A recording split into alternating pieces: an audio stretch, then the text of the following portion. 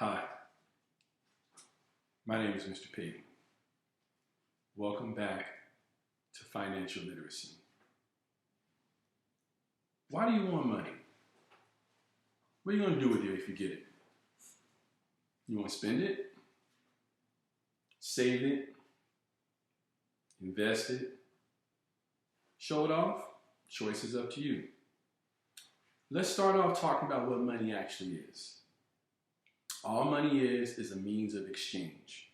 You know, way back in the old days before they actually had money, people traded things and they bartered. Bartering means, you could say, hey, I'll cut your yard if you will plow my field. I can offer you, 2 goats if you can give me 3 sheep. That's some of the trading. And so as time has gone on, we found different ways to exchange currency, another word for money.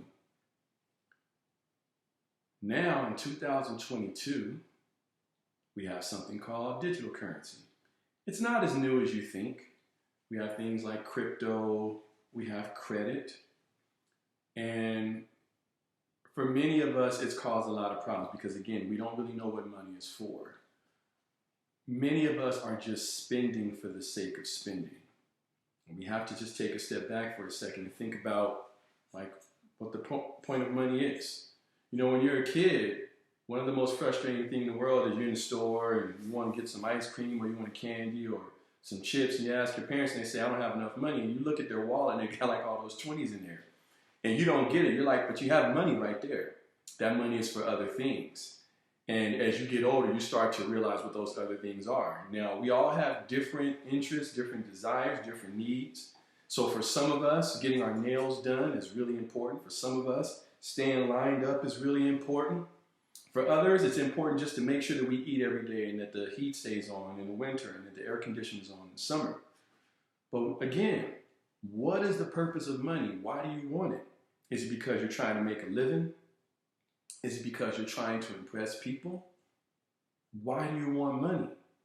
And so if you can answer the question, why you want money, then it might be a little bit easier to make money.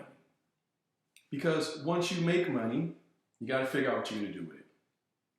And that's a harder thing than people realize. So many of us are in bad financial situations. And if you just go back and look at what you purchased, if you go back and see what you spent your money on, you're like, why did I spend that much money on fast food this week? Did I really buy a pair of shoes for $500? Did I really spend this much money on some online opportunity or some streaming device? We just really have to think about it. And so even though it's not a popular thing to talk about, we really do have to exercise some discipline when it comes to money. Now, I'm going to tell you a secret, and people have probably told you something different. Money really does grow on trees. The trees are called ideas.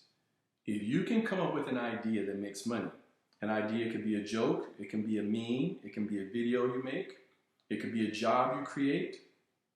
If you can come up with an idea that people are willing to pay for, you can make money for the rest of your life.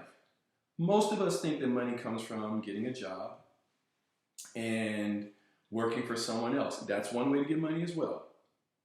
But if you can come up with an idea that can make you money, then you're in a little bit better position because now you're not answering to someone else. So we all have that decision to make. The one thing about using ideas to make money is that it's scary because maybe someone's not going to like your idea. If you try to start a business or you start a service and nobody's, calling you or nobody's asking for your product or your service, that can be a little bit of a scary proposition. So a lot of people opt for the safer route, get a job, hope to move up and make the kind of money they want to make. But again, it all comes back to the primary question. Why do we need money? Are you supporting a family? Supporting yourself? Is there a goal you're trying to reach? Is there a number you're trying to get to?